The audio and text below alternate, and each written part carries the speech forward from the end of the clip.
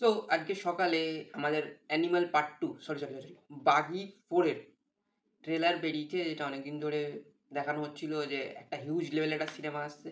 So কেমন হলো বাঘি 4 এর ট্রেলারটা? তো ট্রেলারটা যদি এক কথায় বলা যায়, মানে কি বলবো?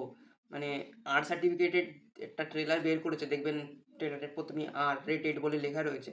কিন্তু আর রেটেড কোন দিক দিয়ে আর রেটেড আমি কিছু বুঝতে পারছি না। কেন অ্যানিমেশন দিয়ে মনে হচ্ছে সেই ফাইটিং সিনগুলো দেখানো হয়েছে এবং চেষ্টা করা হয়েছিল যে অ্যানিমেলের লেভেলের কিছু ব্লাড সিন দেখানোর, কিন্তু সেটা দেখে মনে হচ্ছে আমাকে একদম সে কার্টুন সিনেমায় যেমন ব্লাড বেলা যেরকম সিন দেখায় ওরকম মনে হচ্ছে। এর থেকে বাঘি 1, বাঘি 2 মনে হচ্ছে ওয়ে অ্যাহেড সিনেমা।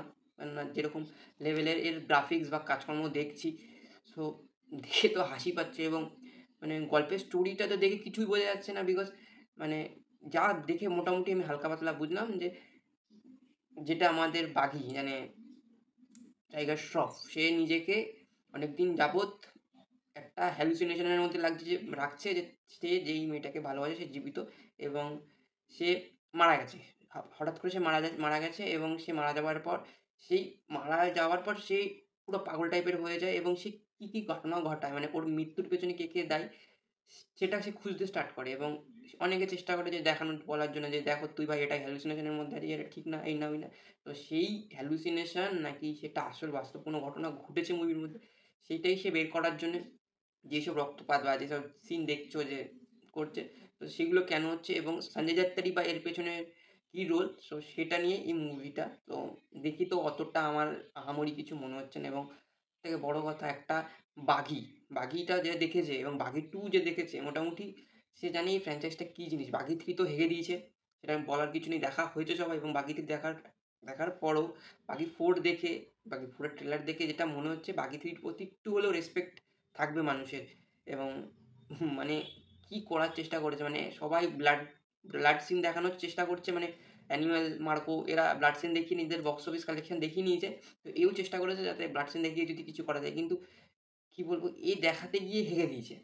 দেখাতে গিয়ে লিটারেলি হেগে দিয়েছে। এবার হলে গিয়ে কি সিন হবে সেটা তো আমি জানি না বা তুমিও জানো না। ট্রেলার দেখে তো আমার মনে হচ্ছে হেগে দিয়েছে এবং অ্যাকশন সিনে টাইগার শ্রফ যথেষ্ট ভালো। কিন্তু একটা তার সমসাময়িক ভিলেন রাখা উচিত ছিল। মানে বিদ্যুৎ জামাল হতে পারে বা একটা এমন কোনো অ্যাক্টরকে রাখতো টাইগার শ্রফের এগেইনস্টে যে মানে দেখে মনে হচ্ছে যে হ্যাঁ, কিছু হবে ফাইট। কিন্তু হ্যাঁ, আমি বলব না Sanjay Dutta as a villain খুবই খারাপ বা কিছু। সঞ্জয় দত্ত ইস মানে লিজেন্ড, মানে যদি বলা যায় ভিলেনের দিক থেকে। কিন্তু তারপরেও আমি বলব যে কিরকম একটা অড টাইপের লাগছে এবং দেখে যদি কেউ যদি শাকিব খানের বরবাদ দেখে থাকো, বরবাদ, পরিষ্কার কথা আমি একটা জিনিস এখানে মেনশন করছি। শাকিব খানের বরবাদ যদি দেখে থাকো, তো শাকিব খানের বরবাদ থেকে দেখে মনে হচ্ছে কিছুটা ইন্সপায়ার মনে হচ্ছে আমার যতটা। লুক যেটা দেখেছি, অ্যাকশন সিনগুলো যেরকম দেখে মনে হচ্ছে এবং তার থেকে বড় কথা যেই ক্যারেক্টারটা সঞ্জয় দত্ত প্লে করছে, তার যে হেয়ার স্টাইল বা যা কিছু দেখছো, সেটা দেখে মনে হচ্ছে সেই বরবাদের যিশুর ক্যারেক্টারটা যেরকম ছিল সেই সেম মনে হচ্ছে। তো আমার তো কিছুটা মনে হচ্ছে যে ওর থেকেও কিছুটা ঝাড়া আছে। সো দেখা যাক কি হয়, ট্রেলার দেখে তো অনেক কিছু বলতে পারে না। এবার ট্রেলার 2 ও মেবি বেরোতে পারে। তো সেখানেই দেখা যে কি হয়। তো আমার ট্রেলারটা অতটা আহামরি কিছু মনে হলো না এবং নতুন যারা রয়েছে যেমন আ টাইগার শ্রফ আছে, তারপর সিরাজ তেলপাড়ে আছে এবং আমাদের সোনম বাজওয়া আছে এবং সঞ্জয় দত্ত। এরা যারা সবাই মিলে আছে মোটামুটি কাজকর্ম দেখে তো মোটামুটি যা মনে হচ্ছে স্ক্রিপ্ট হিসেবে ভালোই করেছে। কিন্তু আমি যেটা বললাম অ্যাকশন ভালো হলেও ভিএফএক্স এর কাজ আমার দেখে মনে হচ্ছে হাঁকবে সিনেমা হলে। এবার গল্প যদি ভালো হয় ভিএফএক্স নিয়ে অতটা কেউ মাথাপাচি করবে না। কিন্তু আমার এই মুভিটার প্রতি সেরকম একটা হোপ নেই এবং দেখা যাক কি হয়। সিনেমা দেখবার পরেই বোঝা যাবে যে কি রান্নাটা কেমন করলো। সো এই ছিল আমার মতামত এই মুভিটার প্রতি এবং মানে মুভিটার প্রতি বলছি, মুভিটার ট্রেলারটার প্রতি। সো তোমাদের কেমন লেগেছে ট্রেলারটা সেটা একবার কমেন্ট বক্সে জানিও। সো এইটুকুই। চলো নেক্সট ভিডিওতে দেখা হচ্ছে, ততক্ষণের জন্য গুড বাই। জয় হিন্দ, বন্দে মাতরম।